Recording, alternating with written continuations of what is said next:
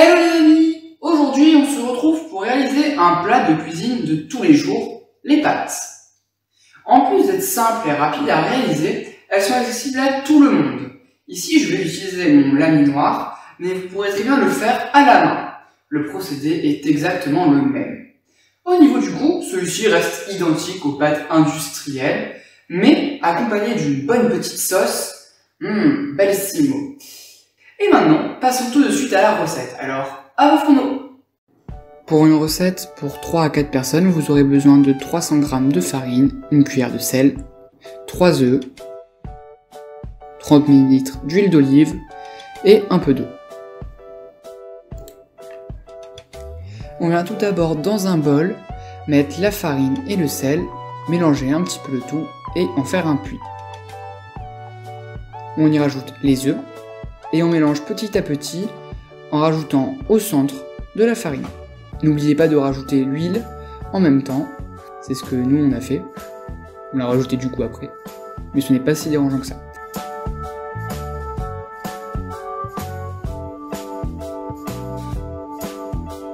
On vient ensuite phraser la pâte pour bien qu'elle devienne homogène. Regardez au tout début à quoi elle ressemble. Et petit à petit, vous allez voir, elle va se lisser, s'assembler pour former plus qu'une boule.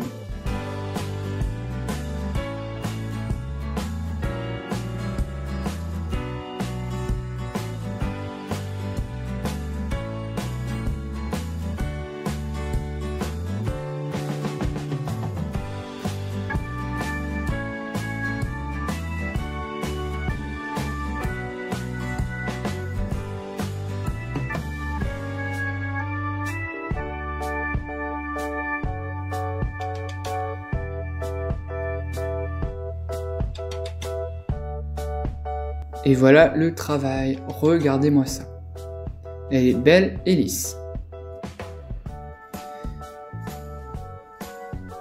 On peut alors la placer dans un bol, la recouvrir d'un film plastique et la laisser reposer durant 1 heure au réfrigérateur pour détendre le gluten.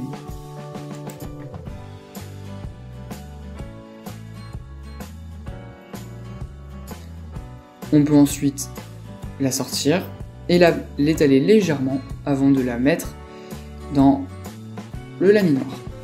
Si vous n'en avez pas, vous pouvez très bien le faire à la main.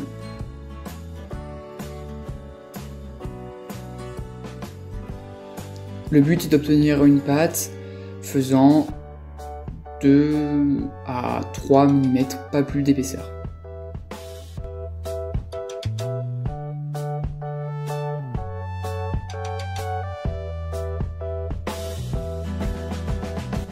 Si vous avez un laminoir, vous pouvez petit à petit diminuer l'épaisseur de la pâte à l'aide de cette petite roulette. Le but est d'obtenir la pâte la plus fine possible. Ici, nous on fera une pâte de taille 4. Ça correspond à environ 1 à 2 mm d'épaisseur.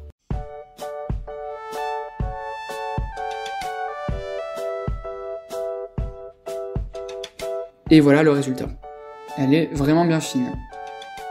On peut alors ensuite la passer de nouveau dans le laminoir et en découper les pâtes qu'on veut, spaghetti, tagliatelle. Pour nous ce sera donc tagliatelle, regardez, en un coup de manivelle.